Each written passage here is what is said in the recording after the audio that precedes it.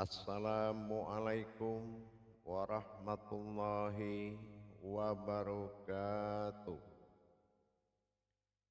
Alhamdulillah, alhamdulillahi rabbil alamin. Assalatu wassalamu ala asrafil anbiya'i wal mursalin, Sayyidina wa maulana Muhammadin. Ashhadu an la ilaha illallah wa ashhadu anna Muhammadar Rasulullah. Allahumma sholli ala sayyidina Muhammadun musyabihil wal ikram, ya wal jalila wal ikram, wa tahirin wal mujahidina, amma ba'du, ibadullah wa ittaqullah. Bersyukur kita kehadirat Allah dengan mengucapkan alhamdulillahirabbil alamin atas segala limpahan karunia, rahmah dan hidayahnya, serta dengan izinnya juga kita dapat menjalankan amanahnya, belajar mengenal hakikat amal dan ibadah demi meningkatkan iman dan takwa kita kepada Allah Subhanahu wa ta'ala.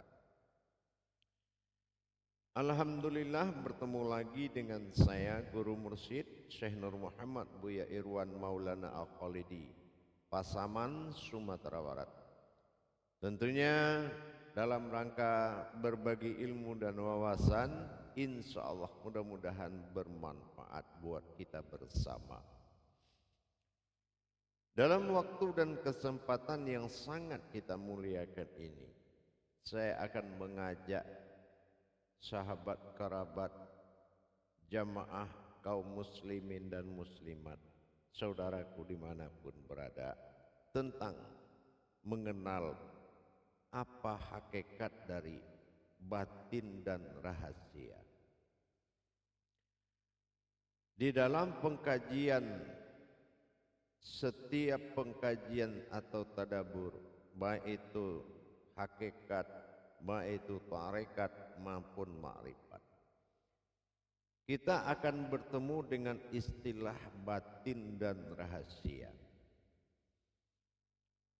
Pengenalan hakiki terhadap makna yang dimaksud batin dan rahasia secara psikologis dan secara nalar pikiran, kita tidak bisa membedakan mana yang batin dan mana yang rahasia, karena sama-sama tidak terlihat. Tetapi secara batiniah, kemampuan sifat bagi Allah pada diri kita tidak ada yang tersembunyi dari apapun yang disampaikan oleh Allah. Hanya orang-orang yang telah berhayat kepada hayatnya Allah, ruhaninya Allah, maka dia akan bisa mampu mengenal apa perbedaan batin dengan rahasia, atau dikatakan batin dan sir. Dalam hal ini kita sandarkan dalam pengenalan diri, cara memahaminya. Mana batin dan mana sir bagi diri. Karena kalau kita mengkaji kerahasiaan Allah tidak boleh keluar dari diri. Maka dalam waktu dan kesempatan ini saya mengajak ke makom diri dalam mengenal apa itu batin dan apa itu rahasia. Batin, dinamakan batin, adalah salah satu kodrat, ya. Kalau dalam sifat ibadah dinamakan ghaib, tetapi batin adalah kodrat asal. Kodrat asal yang mana semua yang terlihat itu berasal dari batin. Batin adalah sifat dari asma. Apapun yang punya nama, dia punya sifat. Sifat ini dikatakan batin. Apapun yang memiliki asma atau nama, dia pasti adalah mengenal sifat. Tidak mungkin ada namanya kalau kodratnya tidak ada. Nah, batin itu dikatakan sebuah wujud, dan rahasia dikenal juga dengan wujud. Tetapi dalam kodrat, batin memiliki asal, sementara rahasia memiliki usul. Ini pencapaiannya berbeda. Kalau kita mengenal usul, artinya itu kekal. Setiap usul datang dan pergi. Di mana usulnya, dan dia akan bertajali dan kembali kepada usul. Karena usul itu bersifat hayun bako. Jadi kalau rahasia, kodrat rahasia itu kodrat yang tidak sirna. Ya, kodrat yang tidak sirna. Nah, itu dinamakan hayun bako. Asal dari kata batin dan sir atau rahasia adalah asal dan usul. Nah, ini kalau kita larikan kepada pemahaman diri. Setiap yang berasal adalah batin. Kenapa? Karena batin inilah yang akan mewujudkan zat dan nur, sehingga terlihatlah dari mana asalnya. Penjelmaan atau hayat dari batin itu dinamakan kodrat sir atau rahasia, tapi dia mewujudkan yang sifatnya zat dengan nur. Artinya segala kehidupan, tetapi tidak kekal. Kenapa? Karena batin juga akan lenyap di dalam sirnya Allah. Nah, kalau sir, rahasia, itu adalah sebuah wujud batin bagi Allah. Nah, itu namanya sir, wujud batin bagi Allah. Jadi sir adalah kodrat rahasia yang kodratnya adalah ketuhanan. Semua ketuhanan, kodrat ketuhanan itu disebut sir. Contohnya nyawa bagi kita, sifat bagi Allah. Batin al-faqullah, artinya batin Allah juga ada yang terlihat tetapi sifatnya sir. Gitu. Nah, kita mengenal setiap kerahasiaan Allah adalah bako, kekal. Ya. Nah, ini diwujudkan kepada sebuah batin ketuhanan. Nah, kita ambil kepada diri, dinamakan bilah. Bilah adalah bako bilah. Bako bilah ini adalah batin Tuhan yang tunggal, yang kekal. Ini namanya sir, ya, rahasia. Wujudnya, kodratnya adalah batin, tetapi sifatnya rahasia dan kodratnya kekal. Jadi perbedaan antara makom rahasia dan makom batin adalah kekekalan. Tapi kalau batin sifatnya fana. Gitu. Sifatnya fana. Fana itu artinya dia luput dan bisa luput. Contohnya yang berasal dari alam semesta ini berasal dari batinnya Allah. Nah, ini bisa luput. Nah, ini dinamakan fana. Setiap batiniah dinamakan fana. Ya. Nah, ini asal usul alam ini dari fana. Nah, dari fana inilah munculnya batiniah. Nah, itu. Kalau sir itu wujudnya rahasia, kodratnya kekal.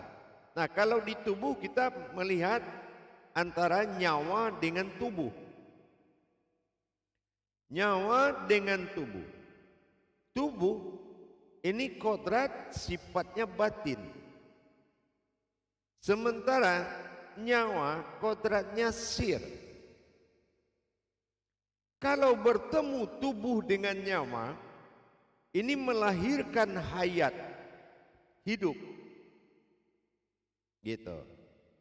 Jadi kalau kita memahami hayatullah itu adalah pertemuan sir dengan batin menjadi hayat. Hayat ini adalah suatu kodrat zat Allah yang terlihat. Nah itu, ini yang dikatakan sir dan batin. Jadi akhirnya sir dan batin ini kedua-duanya satu kehidupan. Nah kalau kita kenal di Hijaiyah itu lam alif dengan alif. Kalau kita kenal di Al-Quran ya Hijaiyahnya. Sekarang bagaimana membedakan lam alif dengan alif? Nah kita lihat lam alif tidak juga ada alifnya. Nah gitu ya, alif. Nah, ini satu kesatuan sama dengan sir dan batin tadi. Ya. Tapi kenapa dikatakan bertemunya nyawa kita dengan jasad dinamakan hayat? Sama, kalau alif bertemu dengan lam disebut lam alif, lamnya alif, maka dia akan tunggal menjadi hayat. Hayat ini yang disebut alif. Hayat dari kodrat alif dan lam tadi. Ini yang dikatakan jalalah. Nah, itu yang persamaan kalau kita bawa kepada pengkajian diri. Maka muncullah hayat. Kalaulah kodrat rahasia tidak bertemu dengan kodrat batin, itu tidak akan hayat, berarti bukan alif namanya. Makanya dikatakan lam alif ya. Lamnya alif. Artinya itulah alif yang berkodrat pada alam, sifatnya batin. Nah, sama dengan sir. Kalau kita larikan ke diri namanya nyawa. Nah, jadi kalau bertemu dua kodrat ini yang akan menjadi hayat, hidup. Nah itu yang dikatakan rahasia dan batin. Rahasia dan batin itu adalah sebuah hayat, sebuah rahasia. Kalau ini sudah bertemu, maka dia akan menjadi kodratnya hayat, kodrat hidup. Maka dikatakan manusia itu adalah hayatnya Allah. Nah, ini sifat bagi Allah yaitu hayat. Karena kodrat alif pada nyawa, kodrat batin pada jantung atau pada tubuh. Lam alif itu akan terbagi dua. Lam alif pada nyawa, sir. Alif nyawa, jasad, tubuh, lam jalalah. Begitu juga di batin. Seperti kita lihat di jantung kita. Wujud alif pada jantung, sir adalah kalam atau aras, yaitu bunyi atau kodrat yang menggerakkan. Wujud. Dan lam jalalah sebagai batin. Inilah wujud aku dalam batin. Nah ini yang dikatakan lam jalalah pada alam dohirnya. Ya, dikatakan markubah atau baitullah. Nah begitu juga dengan lam alif pada diri sir. Makanya dikatakan lalah atau jalalah, perjalanan alam zahir dan batin yang wujudnya zat Allah. Nah, begitu kita memahami Apa perbedaan zahir dan dikatakan batin? Berawal dari sir dan batin. Nah, sifat sir adalah kerahasiaan Allah bertajalli pada sifat ketuhanan.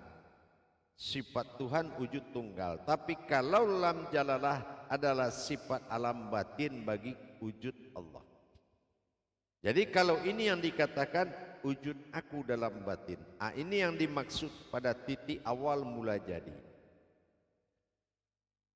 Inilah yang dikatakan sifat rahasia dan batin. Jadi kalau kita ingin memahami apa rahasia-rahasia Allah, rahasia Allah adalah sifat tersirat bagi ketuhanan. Gitu. Jadi sifatnya kekal. Batin-batin Allah itu banyak, ada napas, tanapas, ampas, nupus, itu adalah hayyun baqo, itu kekal semua. Itu kekal. Ini yang digolongkan kepada sir. Ya. Nah, gitu. Jadi apalagi contoh sifat 20. Mana yang kekal bagi Allah? Salbiyah.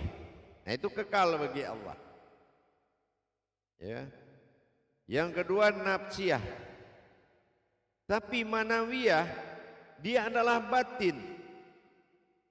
Nafsiyah wujud tunggal. Dan salbiyah adalah sir.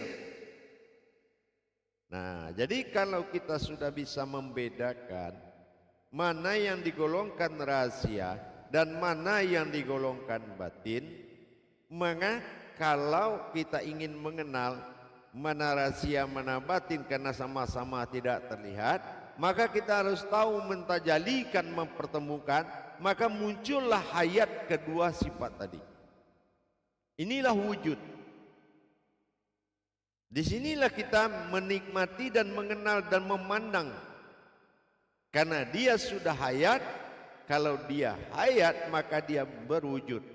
Kalau dia berwujud, kodratnya sudah menuju zat, maka dia bisa dilihat. Yang tidak terlihat tadi, alif tersirat dan lam jalalah juga tersirat.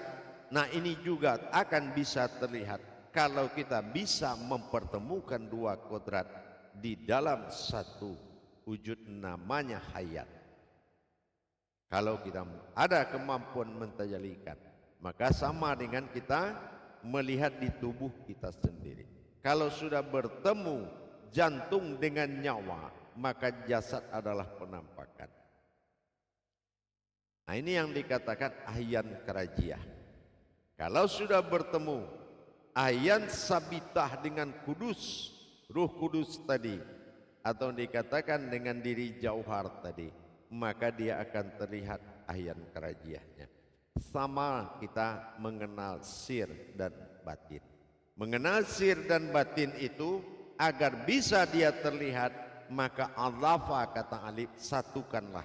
Nah, dengan kita satukan persandaran sifat sir pada nyawa dan lam pada jalalah pada batin jantung, maka ini yang dikatakan hayatullah, maka terlihatlah berwujud alif. Nah, ini yang dikatakan alif. Jadi kalau kita mengenal apa itu rahasia, apa itu batin, adalah dengan mengenal tajali perjalanan. Apa dari awal batin, apa dari awal rahasia. Dan ini akan menjadi satu kesatuan, yaitu hayat hidup. Nah, hidup ini baru ada dua dia. Ada kehidupan, ada yang hidup. Nah, ini ada zahir dan ada batin. Jadi pengenalan rahasia dan batin itu adalah dengan memahami fana pada batin, filah nama kodratnya, bako pada sir, bilah pada kodratnya. Saya ulangi, batin fana pada kodrat batin, artinya tidak berurat, tidak berdarah. Filah pada wujudnya, yaitu terlihat, batin yang terlihat.